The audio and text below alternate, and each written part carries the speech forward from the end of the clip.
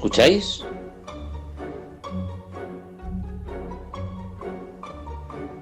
Es Oír y Callar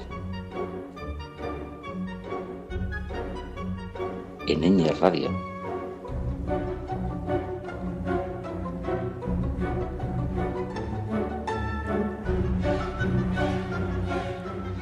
Bienvenidas y bienvenidas a todos a esta sugerencia de música clásica que tenemos todas las semanas y concretamente los miércoles. Bienvenidos a Oír y Callar.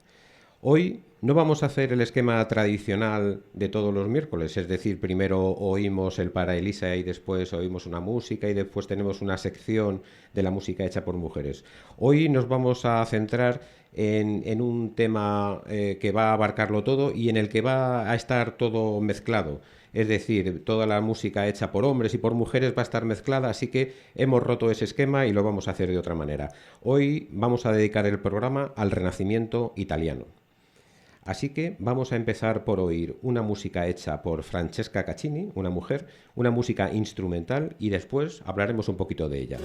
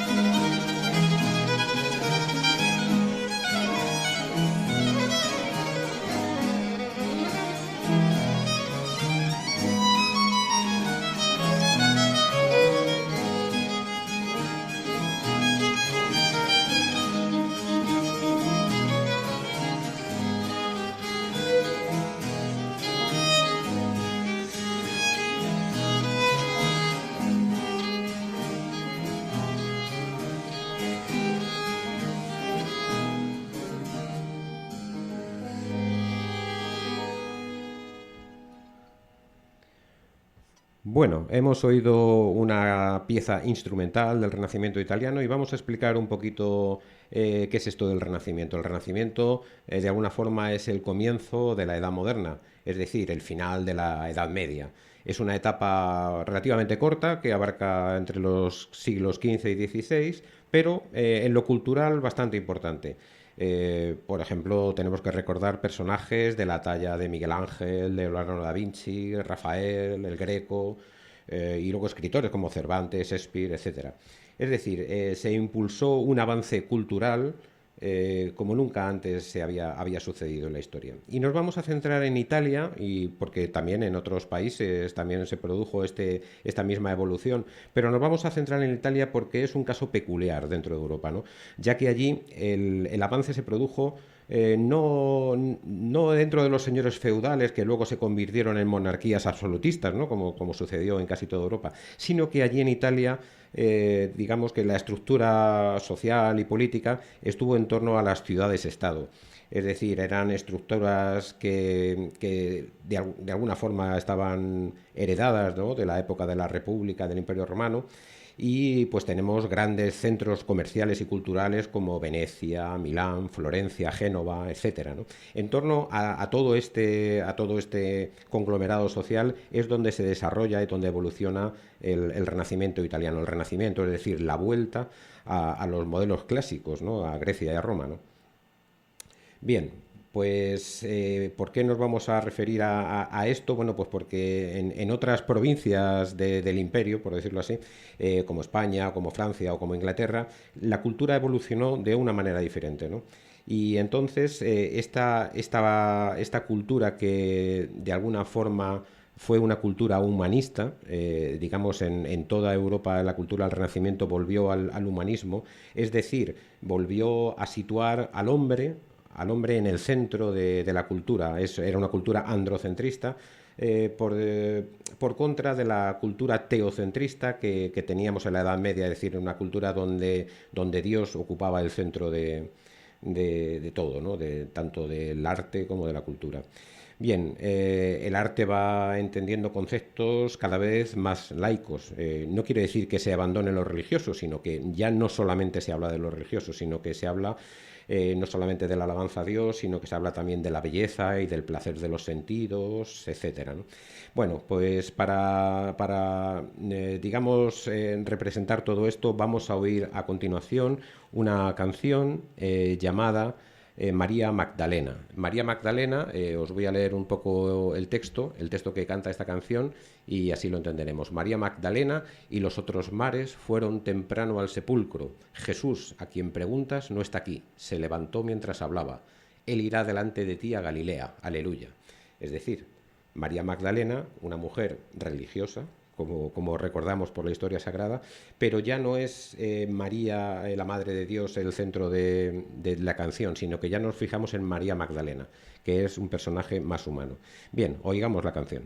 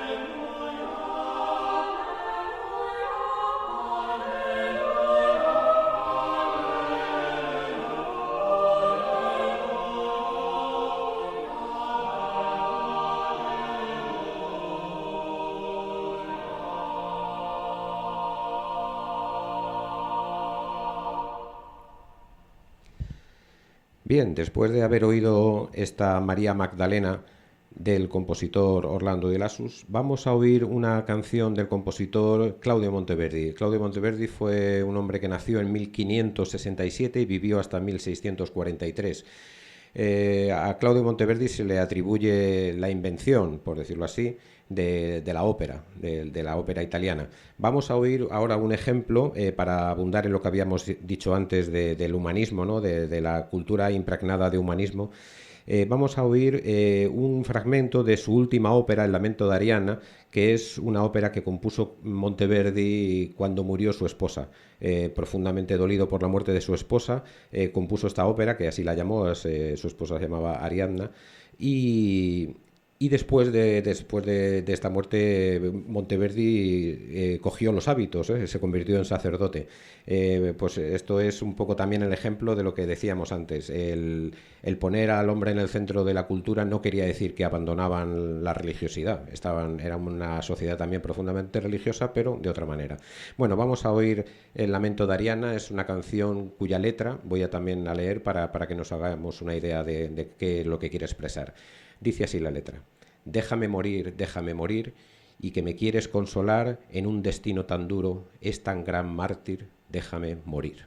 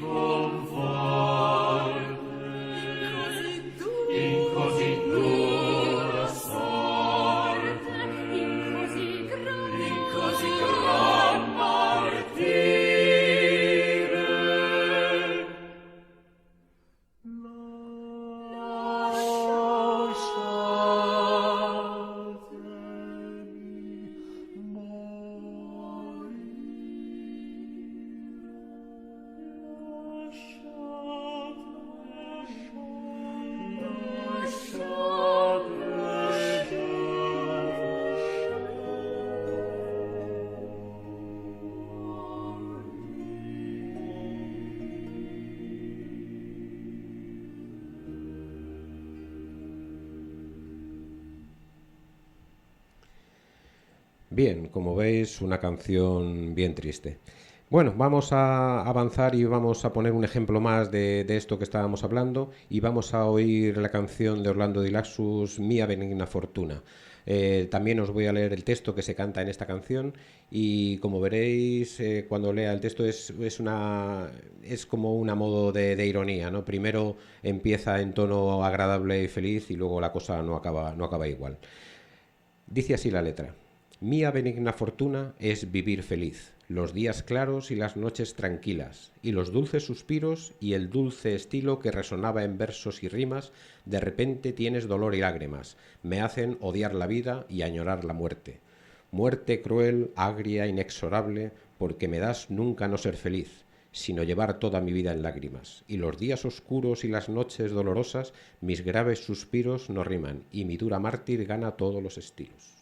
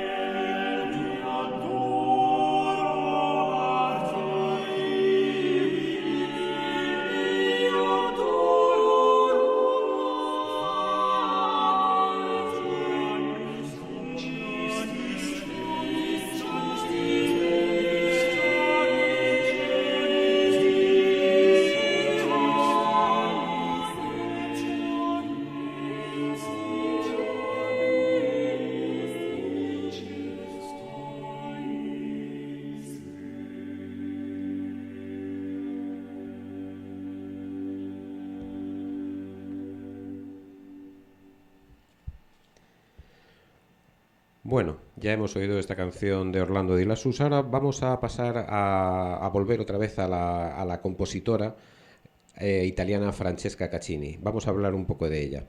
Es una mujer que nació en 1587, concretamente el 18 de septiembre y en Florencia. Su padre era un conocido compositor de la corte de los Medici y su madre era cantante. Por tanto, esta chica recibió una educación, además de musical, una educación humanista por parte de sus padres y ella también, desde muy niña, también empezó a formar parte de las voces y de los coros que cantaban en las composiciones que componía su padre y las actuaciones que hacían en la corte de los Medici. Esta niña, bueno, pues fue creciendo poco a poco y tuvo una actuación memorable a los 13 años, concretamente en el año 1600, y con motivo de los festejos del enlace de Enrique IV con su segunda esposa, María de Medici, pues tuvo una actuación que, como digo, fue memorable, puesto que encandiló de tal manera al público asistente con su voz que a partir de ese momento decididamente Francesca Caccini pues se dedicó a la música ya casi profesionalmente.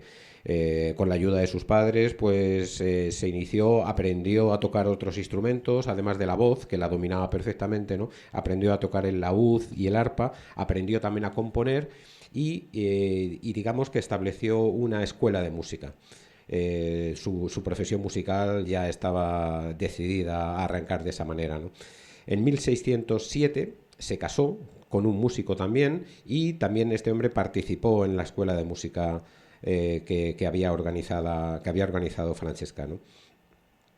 Hay que decir que esta escuela de música que abrió Francesca después de todos estos éxitos que empezó a tener desde niña, pues tuvo fama de ser la que mejor pagaba a los profesores de la época. Bueno, eso es una curiosidad.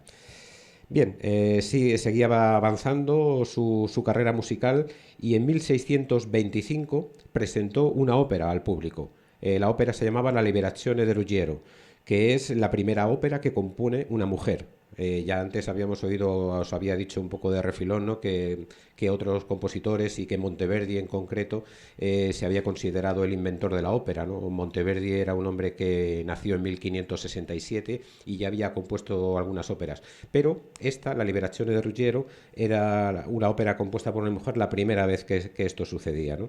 Bien, tuvo un gran éxito la composición de esta ópera y compuso 5 óperas más. Lo que pasa es que esas óperas se han perdido. El manuscrito de esa música se perdió.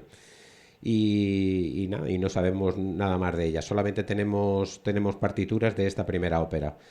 Y tan solo podemos decir que sí que en las crónicas tenemos constancia de que alguna de estas óperas que se han perdido de Francesca tuvieron gran éxito. En concreto una que fue compuesta e interpretada en honor al príncipe Ladislao Segismundo, que hizo un viaje, una visita a Italia.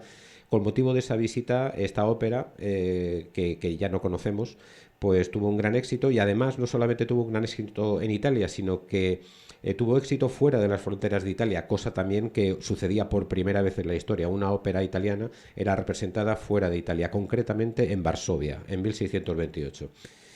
Bueno, esta mujer enviudó, pero bueno, antes de contar el final de esta mujer, vamos a oír un trozo de La Liberazione de Ruggiero, esta ópera compuesta por Francesca.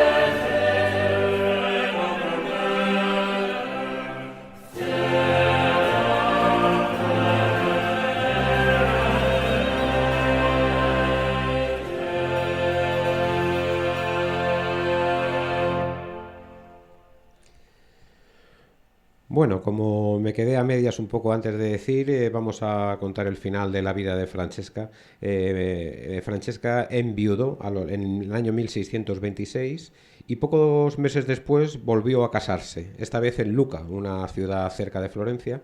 Por lo tanto, podemos deducir que abandonó la corte de los Medici. Seguía con su actividad en su academia de música y con sus composiciones.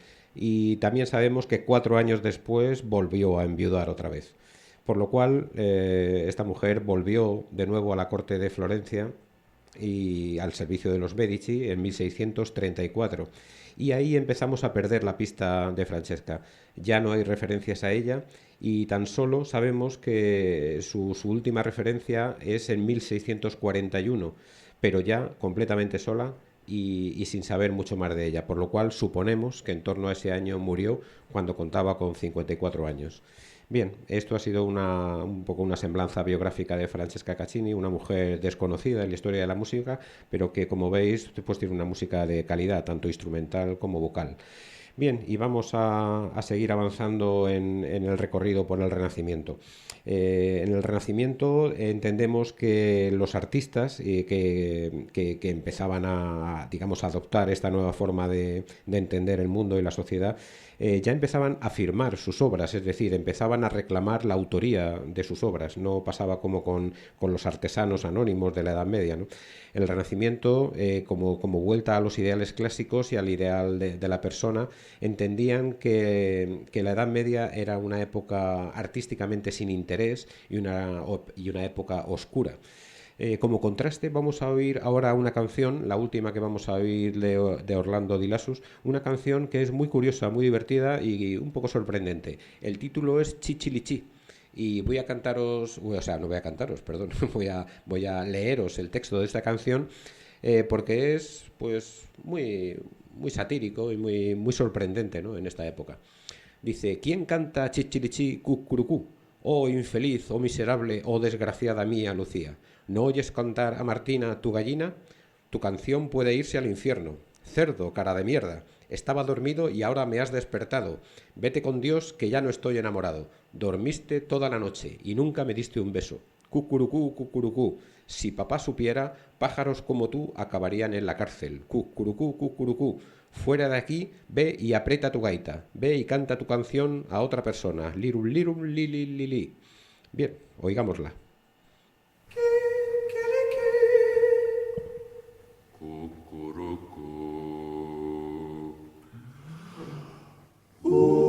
Scantienta, meschina, sfortunata me Lucia. Non sienta mattina che alla cantare lassa canta possa crepare, perché piepiscia sia ciccata. Io dormuta, tu scitata, io dormuta, tu scitata. Bacco Dio, non vo' più per la bollata. Bacco Dio, non vo' più per la bollata. Tutta notte tu dormuta, mai a me tu basciata.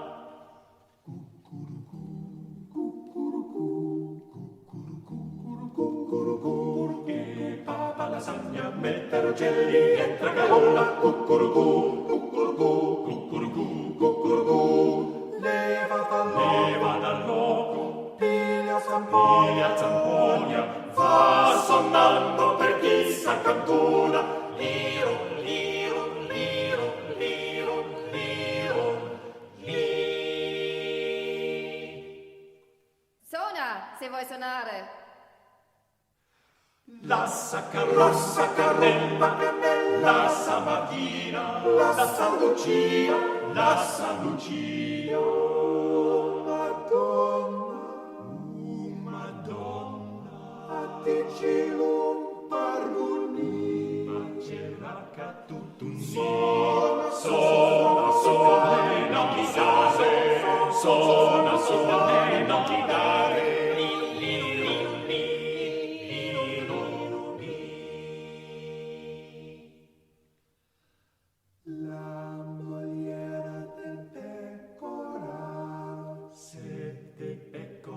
No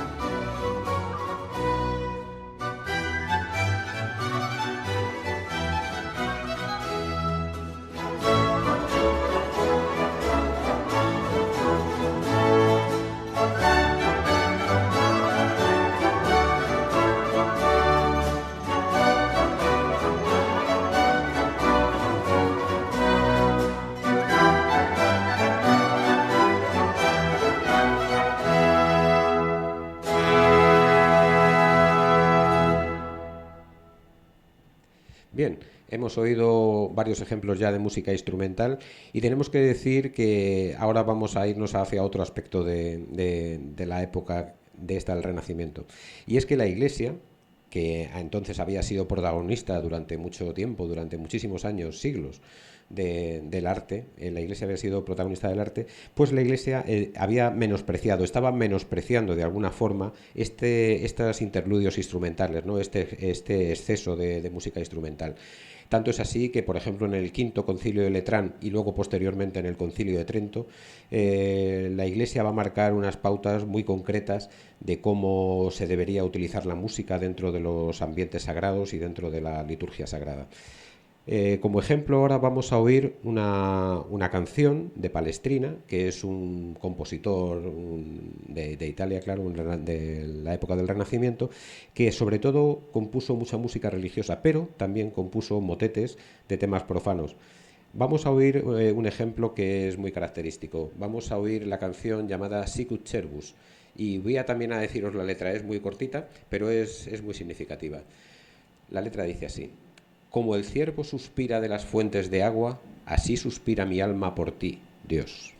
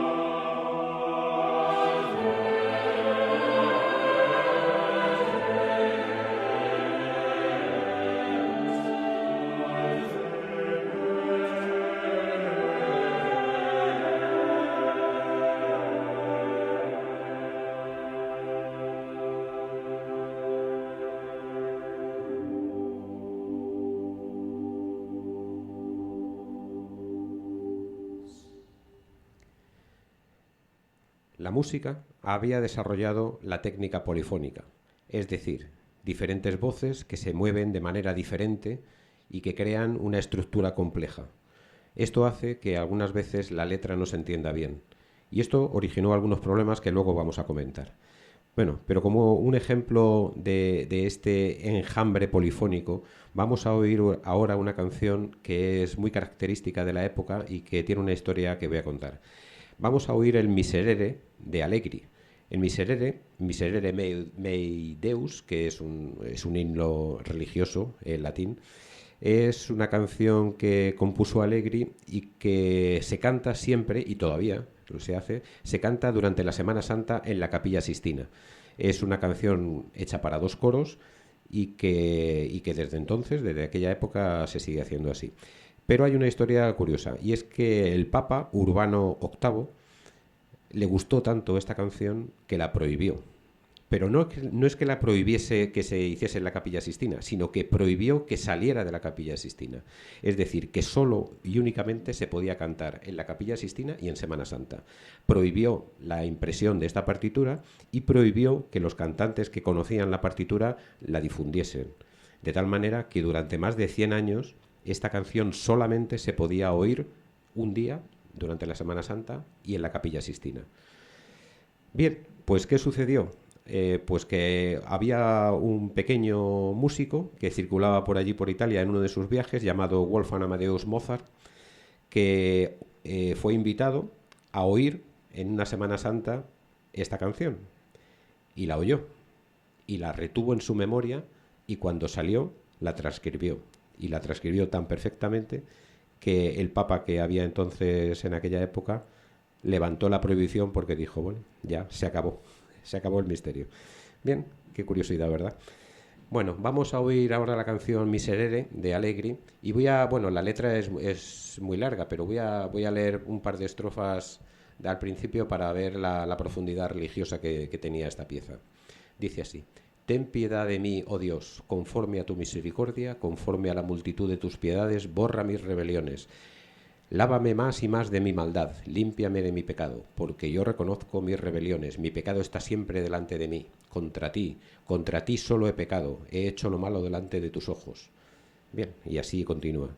Es un himno religioso, como decíamos. Lo oímos.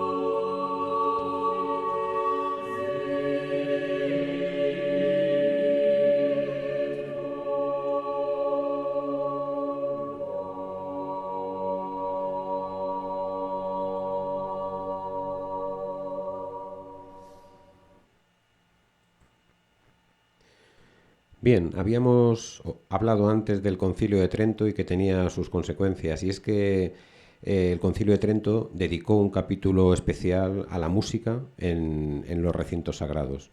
Digamos que los músicos de aquella época tuvieron que seguir esas indicaciones para que su música fuese interpretada en las iglesias y las catedrales.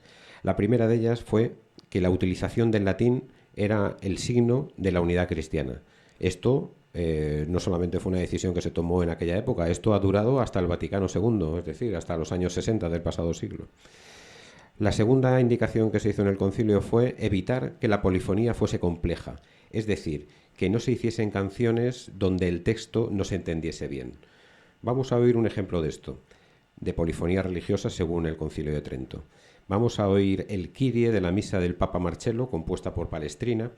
¿Y por qué se llamaba así la misa del Papa Marcello, que es una de las misas más famosas que compuso Palestrina? Y es que después de haber oído el Papa Marcelo II, después de haber oído alguna de las polifonías que componían los compositores de aquella época, por ejemplo la que hemos oído antes del Sicut Cherubus, etcétera, pues reunió a los músicos y les echó una soberana bronca, y porque les decía que la letra no se entendía bien y que la música tenía que ser más sencilla, la letra se tenía que entender mejor. Entonces, como respuesta a ese tirón de orejas, Palestrina compuso una misa que llamó del Papa Marcello. Y vamos a oír el Kyrie de esta misa. El texto de esta pieza es sencillo. Kyrie eleison, Christe eleison. Es decir, Señor, ten piedad, Cristo, ten piedad.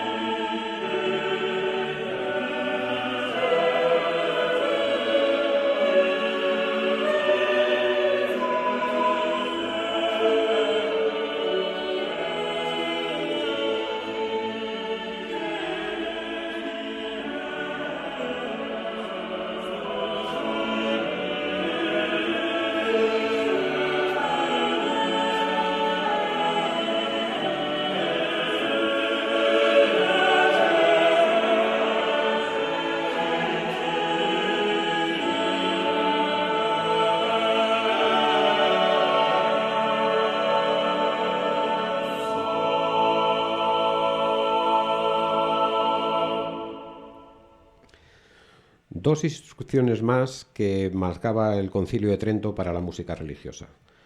La primera, evitar los cantos profanos dentro de los templos, de las iglesias y de las catedrales. Esto hoy sigue vigente, aunque de una manera muy laxa. Y por último, que las formas preferidas para las composiciones religiosas sean la misa y el motete. Vamos a oír un ejemplo de motete religioso, el O Sacrum Convivum de Andrea Gabrieli. Os leo el texto del motete. Oh sagrado banquete en el que se recibe a Cristo, se recuerda la memoria de su pasión, la mente está llena de gracia y se nos da la prenda de la gloria futura. Aleluya. Le diste pan del cielo y todo en un delicioso tazón.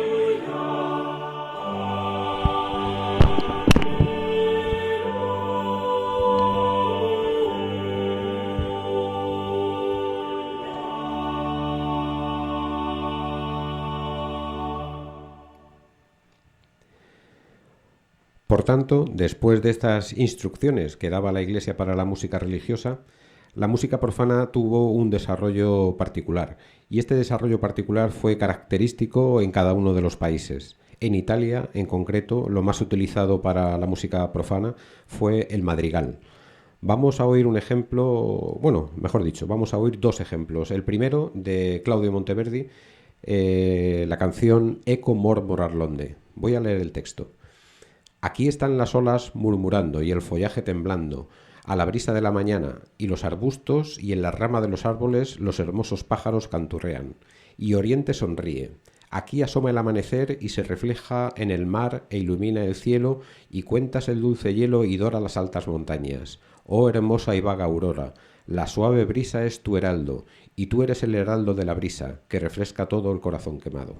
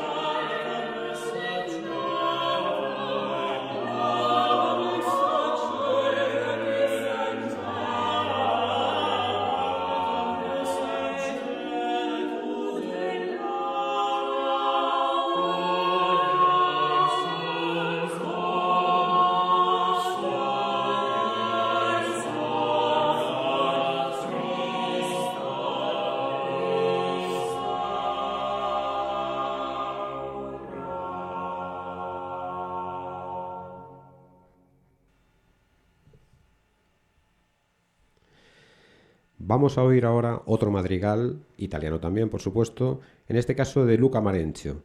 El título es Laura c'è il verde lauro. Os leo el texto. El aura que mueve el verde laurel y la melena dorada, con sus graciosas y novedosas miradas, hace almas de sus cuerpos peregrinos. Cándida rosa nacida en duras espinas, cuando quien es igual al mundo encuentra, gloria de nuestra época. Oh vivo Júpiter, envío el mío antes de su fin, ni el alma que no quiere pensar en otras cosas. Laura